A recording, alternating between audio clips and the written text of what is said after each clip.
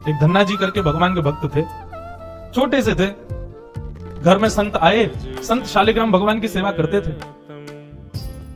अब धन्ना जी बैठ करके देखते थे और देखते ही बड़े खुश होते थे। कभी दही से स्नान, दूध से स्नान, पंचामृत से स्नान, जल से स्नान, इत्र आदि लगा के, तिलक लगा के, उनकी आरती पूजा, तुलसी अर्पण, ये सब देख करके धन्ना जी को बड़ा आनंद आता था। अब भले ही खेल के रूप में सही, धन्ना जी को बड़ा मन लगता था उसमें। कुछ दिन बाद संत जाने लगे तो धन्ना जी रोने लगे, बोले कि आप तो चले जाओ लेकिन अपने ठाकुर जी मुझको दे जाओ, उनकी सेवा मैं करूंगा। अब तो इतना रोए, इतना रोए, इतना रोए धन्ना जी की संत का निकलना मुश्किल हो गया। तो संत ने क्या किया, रात्रि में धन्ना जी सोए तो बाहर से काला काला एक पत्थर ले आए और उस पर इत्र आदि लगा के, उसको तिलक विलक लगा के, उसको सिंहासन पर बैठा दिया और अपने ठाकुर जी को नीचे बैठा दिया। धन्ना जी सुबह बोले, संत जी आप मत जाओ, छोटे बालक। संत बोले, अच्छा देखो, अंदर आओ मंदिर में। मंदिर में गए तो बोले, देखो वो तो सिंहासन पर ठाकुर जी बैठे और नीचे हमारे ठाकुर जी बैठे, बताओ तुमको कौन से चाहिए। धन्ना जी बोले, मैं तो सिंहासन वाले लूंगा, बड़े वाले ठाकुर जी मेरे। बोले ठीक है, तो उनकी सेवा करो, अब हमको जाने दो। अपने शालिग्राम जी को लेकर के संत चले गए। अब धन्ना जी उस पत्थर की सेवा करते हैं, असली शालिग्राम तो संत अपने संग ले गए, लेकिन धन्ना जी इतने भाव से सेवा करते थे। महाराज लाल तिलक लगाने के लिए माँ ने रोली नहीं दिलाई तो ईंट ले आए, ईंट को घिस करके उसी से लाल लाल रोली बना दी, वही लगाते। भोग धराने के लिए फल तोड़ लाते। मतलब सेवा की व्यवस्था नहीं होती थी तो धन्ना जी कैसे ना कैसे करके करते थे। छोटे से बालक हैं, खेल खेल में सेवा करते थे। बीच में संत किसी और के घर में आए तो धन्ना जी वहां जाके अपनी सब सेवा बताते, मैं ऐसे ऐसे करता हूँ। संत बोले, भोग नहीं लगाते अपने ठाकुर जी का? बोले भोग? बोले तुमको भूख लगती है? बोले हाँ, ऐसे ठाकुर जी को भी भोग लगाना चाहिए ना। छोटे बालक को ऐसे ही समझा दिया। अब तो धन्ना जी ने माँ से आज बढ़िया खिचड़ी बनवाई, कड़ी बनवाई, रोटी सब्जी बनवाई और भोग लगा के ले गए ठाकुर जी के पास। संत ने बताया था पर्दा करके भोग लगाना, पर्दा लगा दिया, भोग ठाकुर जी के सामने धर दिया।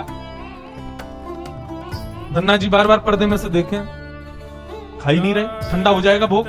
ठाकुर जी खा लो जल्दी से, देखो बढ़िया गरम गरम कड़ी लाया हूं और खिचड़ी बनाई, मैया ने घी डाला, उस पर पालो प्रेम से।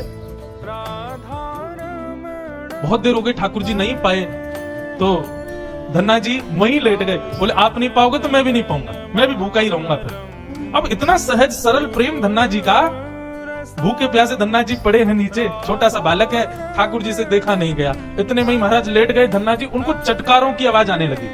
चटकारे जैसे कोई आदमी को ज्यादा स्वाद आए तो अपनी उंगलियां चाटता है ना, तो जब चट चट आवाज आती है चाटने पर, ऐसे चटकारों की आवाज आई। धन्ना जी बोले, ये चटकारे कहां से आ रहे हैं? जैसे ही पीछे देखा पर्दा खोल करके, जैसे ही पीछे देखा पर्दा खोल करके तो नन्हे से बाल गोपाल प्रकट हो गए हैं और धन्ना जी के सुंदर प्रसाद को स्वीकार कर रहे, पा रहे हैं। असली शालिग्राम नहीं थे धन्ना जी के, पत्थर की सेवा करते थे, लेकिन भाव और विश्वास इतना ठाकुर जी के प्रति, ठाकुर जी प्रकट हो गए।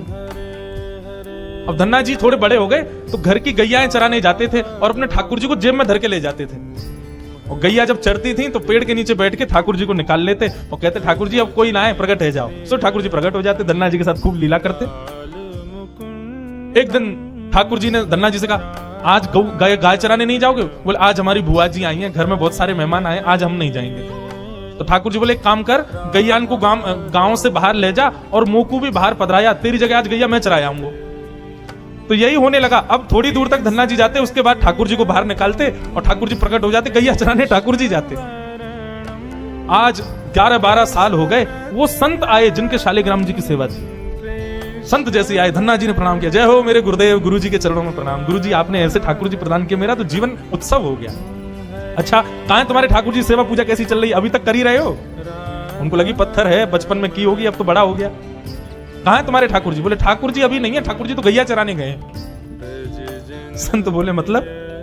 बोले हाँ, मैं कभी व्यस्त होता हूं तो मैं ठाकुर जी को गैयाओं के संग भेज देता हूं, ठाकुर जी गैया चराने जाते हैं। संत बोले पहले तो छोटा था, अब तो इतना बड़ा हो गया, ये अभी भी बचकानी बातें करता है। अरे लाला ऐसे मत बोला करो। तो नहीं सच में ठाकुर जी गैया चराने गए। आपको विश्वास नहीं? शाम को चलो मेरे संग। गुरु जी को लेकर के वन में गया तो वन में गैयाएं चर रही थी। बोले कहां है तेरे ठाकुर जी? अरे देखो वो दोहरी गैया के पीछे पीछे हाँक रहे हैं वाकू, पीछे पीछे चल रहे हैं वाक्य, देखो ठाकुर जी दिख तो रहे। गुरु जी बोले हमको नहीं दिख रहे। धन्ना जी दौड़ के ठाकुर जी के पास गए, बोले मेरे गुरु जी आए, उनको दिख जाओ। भगवान बोले उनको नहीं दिखेंगे, हम बस तुमको ही दिखेंगे, तुम्हारे सखा तुमको दिखेंगे, सबको थोड़ी दिखेंगे। अरे भैया ऐसा मत करो, क्यों? बोले आपको और मोको एक दूसरे से मिलवावे वाली तो गुरुजी हैं। गुरुजी यदि मुझको नहीं देके जाते आपको, तो आप मुझे कैसे मिलते? मेरे गुरुदेव हैं, इन्होंने ही तो मुझको दिया था आपको।